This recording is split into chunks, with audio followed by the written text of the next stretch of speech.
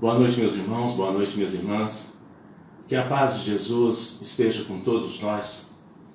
Que nós possamos, a partir de agora, ter um momento de estudo, de reflexão em torno do Evangelho de Jesus.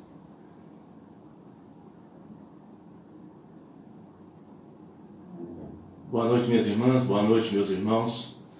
Que Deus, nosso Pai, que Jesus nos abençoe, que Jesus nos intua.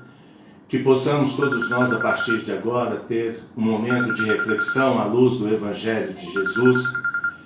E nós estamos iniciando agora a nossa atividade, realizando a leitura da mensagem da noite de hoje. Mas antes da mensagem, nós gostaríamos de deixar algumas mensagens, colocar em primeiro lugar alguns recados.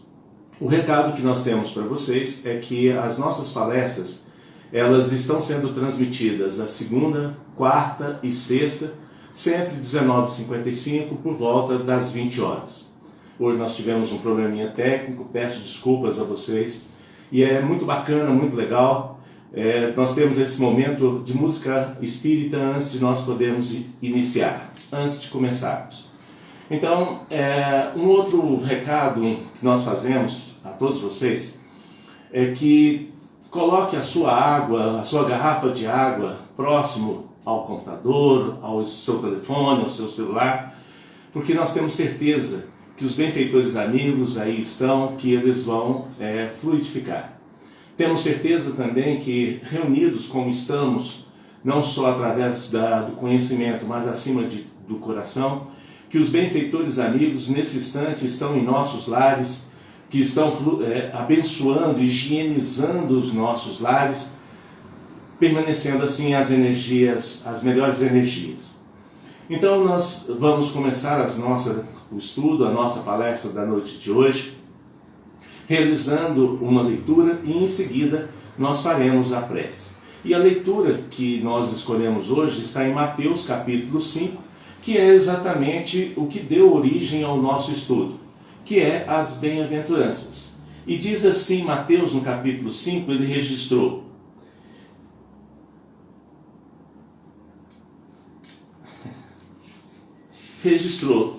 que peço desculpas que infelizmente a página saiu, mas diz assim: vendo ele as multidões, subiu a montanha. Ao sentar-se, aproximaram dele os seus discípulos, e pôs-se a falar e os ensinava, dizendo: felizes os pobres no espírito, porque deles é o reino dos céus. Felizes os mansos, porque herdarão a terra. Felizes os aflitos, porque serão consolados.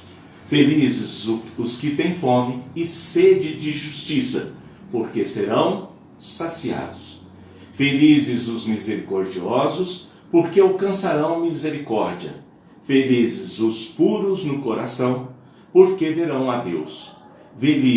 Felizes os que promovem a paz, porque serão chamados filhos de Deus. Felizes os que são perseguidos por causa da justiça, porque deles é o reino dos céus. Portanto, meus irmãos, aqui nós temos, através dessa belíssima lição de Jesus, um poema de amor. Convido a todos vocês que todos nós fechemos os nossos olhos, que possamos sentir a presença de nosso Senhor Jesus Cristo em nosso lar, em nossa vida, e unidos pelo sentimento maior que nos une, que é o amor, que possamos pedir a Ele a sua bênção, a sua proteção, em favor das nossas atividades, em favor de nós mesmos, em favor das nossas famílias, dos nossos lares. Pai nosso que estais nos céus, santificado seja o vosso nome, venha a nós o vosso reino, seja feita a tua vontade, assim na terra como no céu. O pão nosso de cada dia nos dai hoje, perdoa, Pai, as nossas ofensas, assim como nós perdoamos a quem nos tem ofendido. Não nos deixeis cair em erros e em tentações, mas livra-nos, Pai, da prática de todo e qualquer mal. Bom, meus irmãos, o nosso tema da noite de hoje é os bem-aventurados pobres em espíritos, porque deles é o reino dos céus. Nós encontramos um estudo muito importante no Evangelho segundo o Espiritismo, capítulo 7, que foi que nós fundamentamos o estudo da noite de hoje. Quando nos evangelhos está escrito, em muitos desses dos evangelhos, está escrito bem-aventurados os pobres. Na realidade, na tradução correta, seria bem-aventurados os humildes. Essa palavra vem de humílimos, que significa rente ao chão. Inclusive, essa palavra humilde foi que deu origem à palavra humanidade. Então, Jesus estava se referindo aqui nesse momento, bem-aventurados os humildes em espírito, porque deles é o reino dos céus. Olha que lição linda e tão importante para todos nós nesse momento. Jesus colocou bem-aventurados os humildes, por uma ordem, uma sequência lógica espiritual. Ele colocou como a primeira bem-aventurança a ser conquistada por todos nós que aqui estamos no planeta Terra ou em outros orbes que sigam as lições de Jesus. Por quê? Ela é a mais importante? Não, na verdade, todas as bem-aventuranças, todas as 8, são extremamente importantes para todos nós, que nós devemos não só desenvolver, como conquistá-las. Mas Jesus colocou bem-aventurados os humildes como uma chave para as demais. Sem a humildade, ser manso, ser pacífico, torna-se muito difícil, torna-se um caminho muito pedregoso para que nós possamos seguir. Mas para nós entendermos o que é bem-aventurados os pobres, bem-aventurados os humildes, nós precisamos primeiro entender o que não é. Para nós entendermos o que é, primeiro nós devemos fazer um exercício para perceber o que não é. Primeiro, bem-aventurados os humildes não quer dizer aqueles que são fracos de inteligência, aqueles que são ignorantes, aqueles que são desprovidos de conhecimento ou de intelectualidade. Também não é bem-aventurados os humildes. Jesus não estava se referindo à pobreza material. Por que não? Porque nós sabemos que tem muitos dos nossos irmãos que são pobres materialmente e que são extremamente orgulhosos. Mas nós temos também muitos dos nossos irmãos que têm recursos materiais e que são humildes. Tem outros que são orgulhosos, tem outros que são humildes. Então, bem-aventurados os pobres ou bem-aventurados os humildes, Jesus não se referia à pobreza material. Quando Jesus também nos ensina a falar, quando Jesus nos fala da humildade, Jesus não está falando em humilhar-se. Ele está falando da humildade e não da humilhação. Não está falando também de ser subserviente, de ficar baixando a cabeça, de aceitar tudo, de tudo dizer sim, mesmo para as coisas que nos desagradam e para aquilo também que nós entendemos como incorreto. E quando Jesus fala o reino dos céus, ele não está se referindo a um local circunscrito como céu, paraíso ou qualquer coisa assim. Jesus está dizendo que o céu é um lugar de contemplação interior e não exterior. Nessa lição, então, o que é que Jesus nos ensina tão ricamente nessa lição? Primeiro que que nós devemos desenvolver, adquirir, trabalhar na aquisição da virtude humildade. Então, o humilde, o que é o humilde? O humilde, ele não se coloca em cima das outras pessoas, não passa por cima, ele não humilha. O verdadeiro humilde entende que a sua verdadeira riqueza é a humildade, entende que o reino de Deus é uma conquista interior e que o orgulho, o egoísmo, a vaidade nos distancia. Uma pessoa que é humilde, ela reconhece as suas fragilidades, ela reconhece as suas fraquezas, reconhece as suas vulnerabilidades, mas o humilde, ele faz tudo para ser uma pessoa melhor. Ele esforça-se para dominar as suas más tendências, os seus vícios, buscando assim ser a cada dia uma pessoa melhor do que a anterior. O humilde, ele também reconhece as suas fortalezas, os pontos que ele já é um virtuoso ou que ele é forte, mas ele não é soberbo, ele não é vaidoso. E o verdadeiro humilde, ele sabe que não sabe tudo e esforça-se para aprender. O orgulhoso, ele sempre acha que sabe tudo e que, portanto, nada ele precisa aprender. O orgulhoso, ele cresce querendo fazer com que o outro diminua. Já o humilde, ele cresce fazendo com que o outro cresça, se desenvolva. O verdadeiro humilde, conforme está no Evangelho segundo o Espiritismo, e conforme Jesus nos ensina, o verdadeiro humilde, ele é puro de coração. E Jesus nos ensina que essa pureza, inclusive Jesus faz uma analogia com a pureza das crianças, que a pureza de coração, que aquele que é puro de coração será o maior no reino dos céus. E que o mais humilde, aquele que quer mais se elevar, é aquele que serve ao outro, que serve ao próximo. E a partir do momento que ele passa a servir, a ser um servo do teu próximo, ele aproxima-se de Deus e aproxima-se da verdadeira conquista de si mesmo. Mas aí cabe uma pergunta interessante. Essa lição, será que ela serve para os dias de hoje? Será que nos dias de hoje essa lição não está ultrapassada?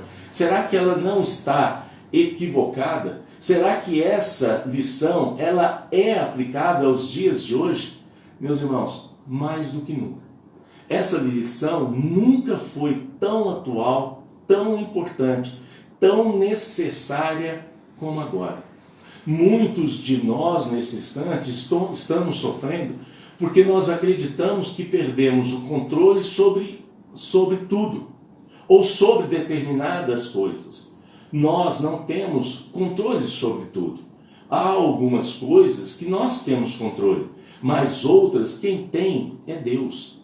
Nós podemos, por exemplo, nós estamos vivendo um momento de vírus, nós queremos acabar com o vírus, exterminar com o vírus. É claro que a nossa ciência vai conseguir ter o seu controle, vai conseguir trazer medicamentos para todos nós, mas a maioria de nós está sofrendo pela incerteza por aquilo que não pode controlar. Portanto, essa lição nos leva a refletir o orgulho que ainda há em mim. Se eu ainda sou um orgulhoso ou não, vaidoso, egoísta, como que isso se manifesta nas minhas relações, tanto em termos pessoais, profissionais, quais são as manifestações, comportamentos, atitudes que se revela o orgulho que ainda há em mim. Mas para isso nós precisamos desenvolver o autoconhecimento, o autodesenvolvimento.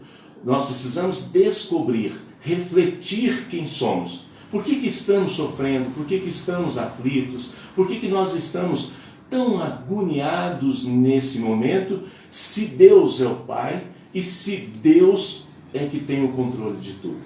Não é um momento de nós controlarmos, de nós realizarmos aquilo que temos condições de realizar e ter confiança em Deus, porque o orgulhoso, ele não crê em Deus, ele não acredita em Deus. Por quê? Porque ele se acha um Deus.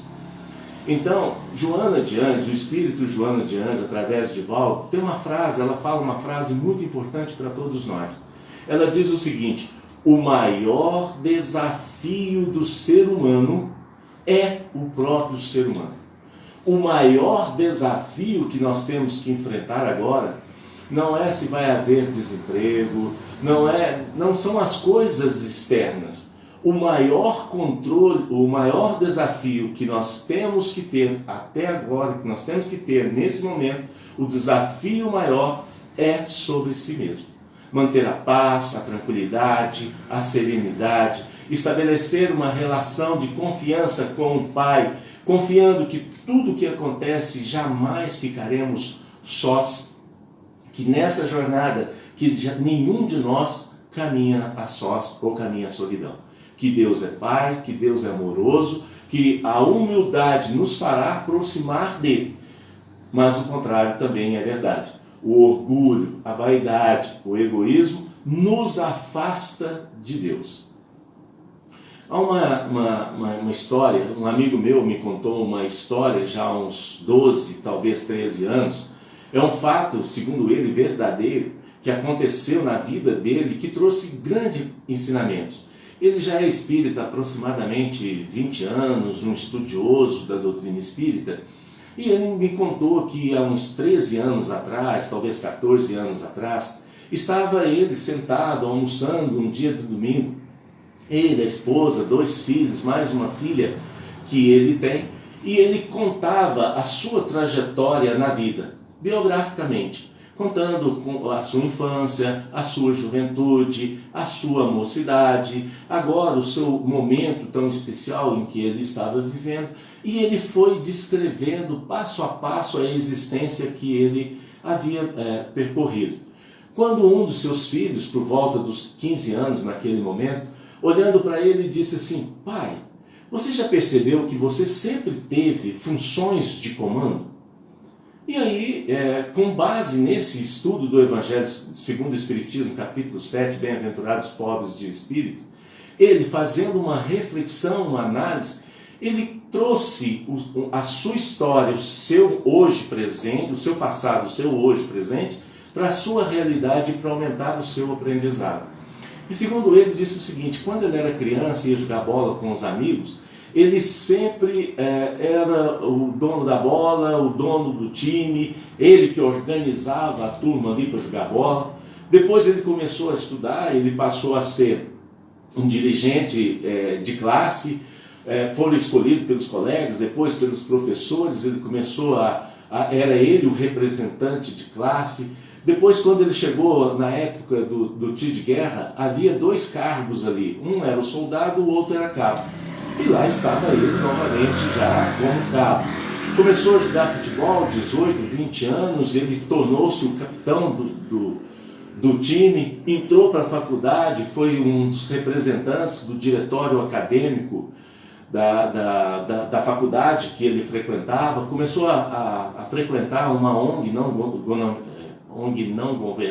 governamental, começou a frequentar ali. E em pouco tempo lá estava ele nos cargos de diretoria, começou a frequentar o centro espírita com a intenção de começar fazer trabalhos menores, mas em pouco tempo depois lá estava ele na direção do centro espírita, assumindo responsabilidades como espírita. Ele casou, teve 2 filhos, uma filha, e aí, com base nesse ensinamento, ele começou a trazer uma reflexão para a sua vida.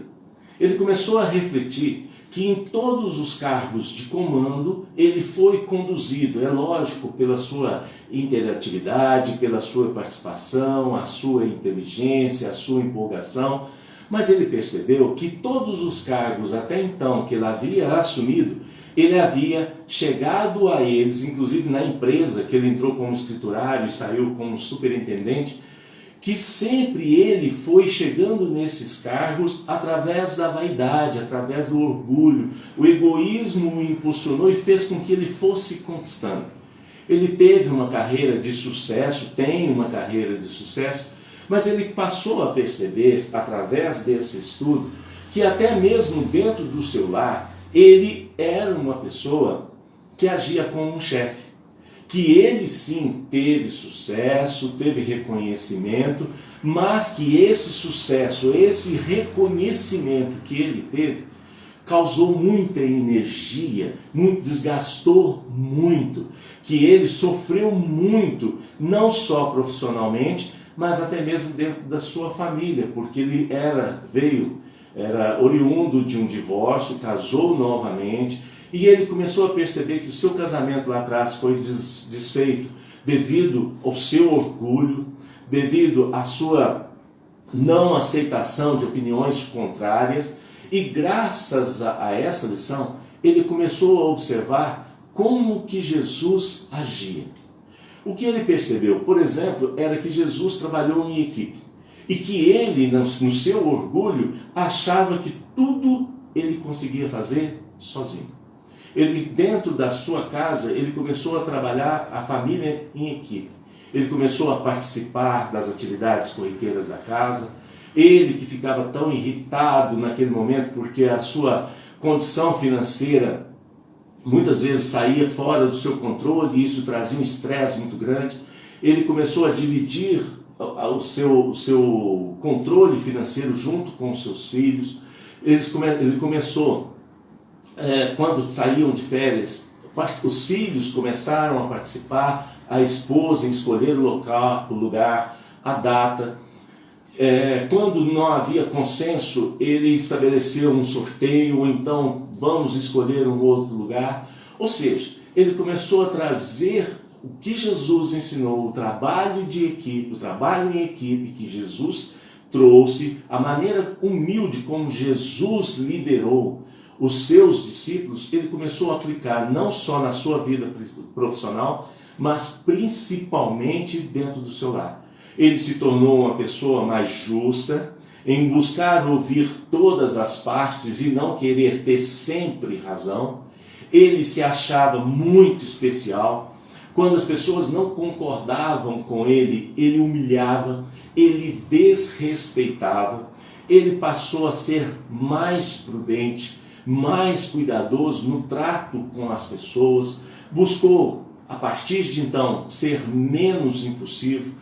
Buscou o controle, ter mais controle emocional. Interessante que hoje se fala muito em inteligência emocional. E a doutrina espírita já está um passo à frente falando da inteligência espiritual. Mas ele passou a ter mais controle sobre as suas emoções. Se irritar menos, magoar menos o outro, se sentir menos magoado, menos ressentido. Passou a demonstrar mais gratidão por pequenas atitudes que faziam a ele. Passou a reconhecer que ele precisava do afeto, do carinho, que ele não era tão forte como ele achava, que ele precisava do apoio familiar, que ele precisava do amor familiar. Passou a exigir menos reconhecimento e isso trouxe um benefício muito grande para a vida dele. Ele passou a se afligir menos com o futuro, acreditando, entendendo, estudando racionalmente que tudo há um controle, que tudo acontece na hora certa e não do jeito que ele achava que tinha que ser. E isso trouxe, segundo ele, dois outros benefícios muito grandes. Um deles, melhorou muito o humor dele. Ele era uma pessoa muito antipática, muito fechada, era uma pessoa muito ranzinza, brigava com os filhos, brigava com a esposa, brigava com o cachorro, brigava com ele mesmo, achava-se o pior das pessoas, achava da pior das pessoas. E ele disse o seguinte: a partir desse momento, quando eu comecei a perceber as minhas fragilidades, as minhas imperfeições, e comecei a esforçar para domar aquele cavalo, aquele touro bravio que havia dentro de mim, eu percebi uma mudança espiritual muito grande na minha vida. Eu passei a perceber a interferência dos benfeitores espirituais nas mínimas coisas. E percebendo nas mínimas coisas, eu comecei a perceber a interferência espiritual nas grandes coisas. Isso me trouxe mais paz de espírito, mais serenidade, trouxe mais controle na minha vida a respeito de mim, de eu mesmo. Ele disse que estava tendo problema de pressão alta. Olha só que coisa interessante, meus irmãos. Ele disse que passou a ter uma pressão controlada. Ele que estava com excesso de peso conseguiu até mesmo uma redução de peso porque reduziu o estresse. E ele deixou de comer do jeito que ele comia para saciar uma necessidade que ele teve.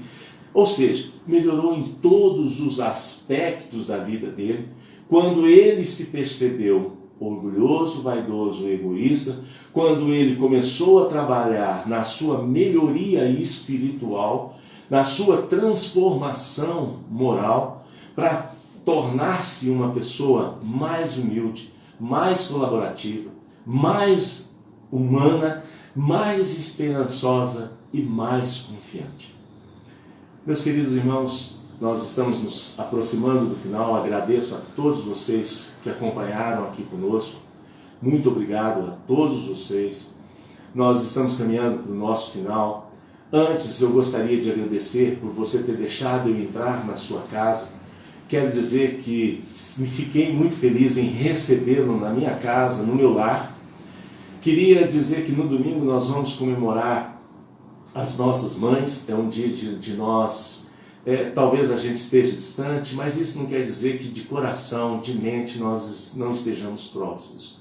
Que possamos nós, mesmo que seja virtualmente, mesmo que seja através do telefone, possamos mandar uma mensagem para as nossas mães de gratidão, de reconhecimento, pela humildade delas terem aceito de nos ter criado, de nos ter amado, de nos ter protegido, de ter sacrificado em muitas das oportunidades, para não dizer sempre, da sua vida em benefício de todos nós. Fico pensando em Maria, mãe de Jesus, um espírito elevadíssimo, que recebeu o maior ser espiritual que já esteve entre nós. Assim, convido a todos que nesse instante possamos fechar os nossos olhos, que possamos vibrar com intensidade através do amor, através da gratidão a esses seres maravilhosos que nós chamamos de mãe, mas que possamos também agradecer pelo lar que nós temos, que possamos mudar a nossa conduta no nosso lar, que o ambiente familiar seja transformado através da nossa transformação, entendendo que todos nós estamos no processo evolutivo e que quando todos nós trabalhamos em equipe, todos nós somos os mais beneficiados. Agradeço a todos, fiquem com Deus, que Jesus nos ampare, que Jesus nos abençoe, hoje, agora e para todo sempre, e que assim seja. Boa noite a todos.